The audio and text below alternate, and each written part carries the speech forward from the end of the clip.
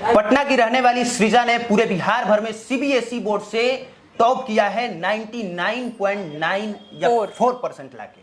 तो हम बस बहुत छोटे बहुत कम समय में ये जानने की कोशिश करेंगे कि टॉपर्स पढ़ाई कैसे करते हैं, उनका सबसे अलग क्या होता है ऐसा जो वो टॉप करते हैं और बाकी लोग उस श्रेणी में शामिल नहीं हो पाते हैं। सबसे पहले तो आपका पब्लिक प्लेटफॉर्म में बहुत बहुत स्वागत है सृजा जी। Thank you. ये बताइए पढ़ाई करने का अलग तरीका क्या है आपका आप जैसे उन तमाम 10-20 लोगों का जो लाखों लोगों में से टॉप 10 में अपनी जगह बनाता है।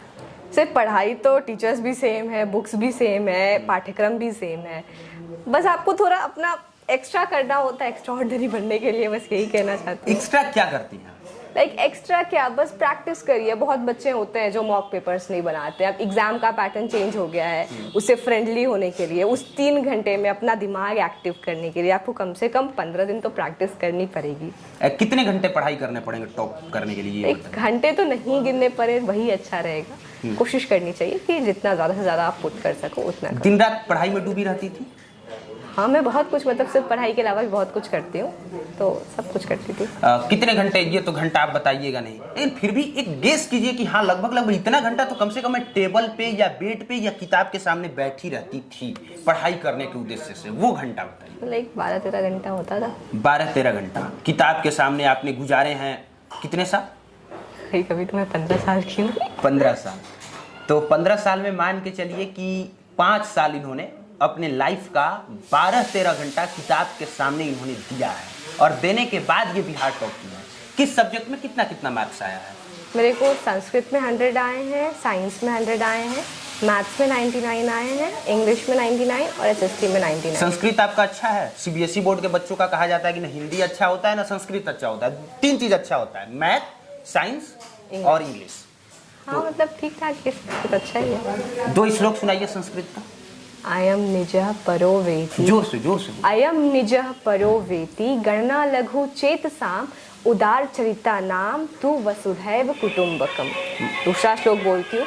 वांसासी जीर्णानि यथा विहाय नवानि गृह्णाति नरोपराणि यथा शरीरानि विहाय आत्मानि संयाति नवानि देहि। दूसरे का अर्थ बताइए। ये था महाभारत का श्लोक।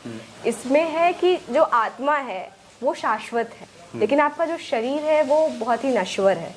तो आत्मा तो हमेशा एक बॉडी छोड़ के दूसरी बॉडी में आती है। उसी प्रकार जैसे हम लोग पुराने कपड़े छोड़ के नए कपड़े धारण करते हैं, तो हमें शोक नहीं मनाना चाहिए। आत्मा है ये, एक शरीर से दूसरे शरीर में प्रवेश करती है।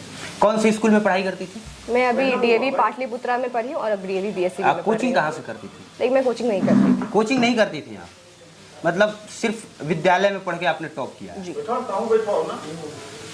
तो देखिए, जो लोग विद्यालय के अलावे घंटों समय देते हैं कोचिंग पे, उनके लिए भी सीखने की जरूरत है। ये भी सीखने की जरूरत है कि ना तो इनका फेसबुक पे अकाउंट है, ना ट्विटर पे अकाउंट है, ना इंस्टाग्राम पे है, ना यूट्यूब पे है, कहीं भी नहीं है। और इसके बाद भी मोबाइल लगभग कितना घंटा यूज करती थी? 1 घंटे क्या, मोबाइल घंटे भर यूज नहीं किया जाता है, आँख खराब हो जाती है। आँख खराब हो जाती है। तो मोबाइल इन्होंने यूज किया है, लेकिन मोबाइल का जिस तरह से यूज करना चाहिए बस उन्होंने उसी तरीके से यूज किया है। टाइम टेबल क्या था आपका? लाइक मैं सुबह उठती थी, कोशिश करती थी बहुत सुबह। कितने बजे जग जाती थी? लाइक मैं 5 बजे तक, 5, साढ़े 5, 6 सूर्योदय से पहले जग जाती थी। हाँ। ठीक। इसके बाद मैं शुरुआत में योगा करती थी, लेकिन अभी फिलहाल योगा छूट गया था कुछ टाइम के लिए। योगा करती थी तो ऑनलाइन करती थी, 3 बजे से योगा होता था हमारा सुबह के, तो योगा भी किया थोड़ा मोड़ा। उसके बाद फिर पढ़ने के बाद नहाई धोई, पढ़ने बैठ गई, फिर उसी समय खाना भी आ गया, खाना भी खा लेती थी, फिर पढ़ते ही रहती थी। हाँ, तो टाइम टेबल आपका कुछ नहीं था कि इतने घंटे तक ये सब्जेक्ट पढ़ना है, इतने घंटे तक ये पढ़ना है, वो पढ़ना है, ऐसा कुछ नहीं था? जो रटने वाले सब्जेक्ट होते थे वो सुबह पढ़े से। एसएसटी में बहुत ज़्यादा पढ़ना पड़ता था, तो वो सुबह पढ़ने की कोशिश करती थी। मैथ्स और फिजिक्स दोपहर के टाइम में, उसके बाद इंग्लिश रात में पढ़ लेती थी, केमिस्ट्री भी उसी समय, यही रहता था। देखिए, और ये टॉपर्स की कहानी बतानी इसलिए जरूरी थी, आप लोगों को दिखाना इसलिए जरूरी था, सिर्फ इसलिए नहीं क्योंकि इन्होंने बिहार टॉप किया है, इसलिए भी क्योंकि इनकी कहानी सबसे अलग है। वो कहानी जो आपको इमोशन से भर देगी, अंदर से झकझोर देगी, ये सोचने पर मजबूर कर देगी कि जब जिंदगी ठोकर मारती है इसके बाद भी हार न मान के आगे का रास्ता तलाशने की कोशिश की जाती है, और उसी कोशिश के कामयाबी की ये कहानी है।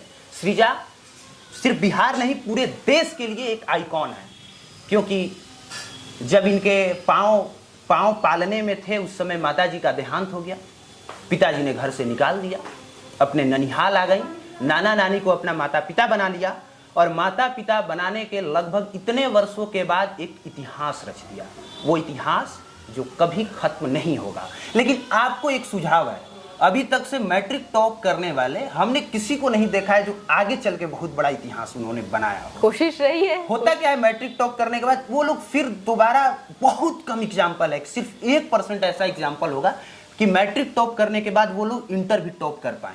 कोशिश रहती है सबकी, अब नहीं कर पाते हैं तो ये देखिए, ये सुझाव है आपको कि यहाँ ये सफर की शुरुआत भर है, आगे इंटर भी टॉप कीजिए और इंटर टॉप करने के बाद भी ये सिलसिला थमना नहीं चाहिए, आगे जाके कुछ न कुछ और बेहतर कीजिएगा। क्या बनना चाहती हैं?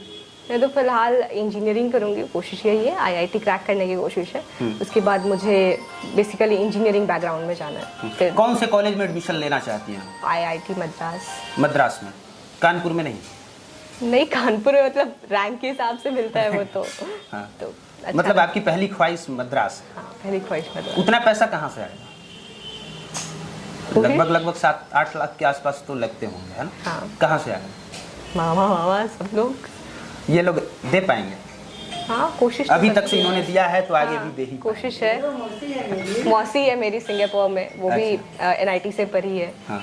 तो और एक मौसा यहाँ है, मौसा जी राजस्थान में। तो उन लोगों का भी फाइनेंशियल और मेंटल सपोर्ट बहुत रहा है स्टार्टिंग से ही। तो सब और जो लोग हार जाते हैं रिजल्ट की वजह से, कुछ लोग सुसाइड कर लेते हैं, उनको क्या कहिएगा? बस यही है, जीवन चलता रहता है, एक रिजल्ट से तो कुछ नहीं हो जाएगा, बस कोशिश करिए।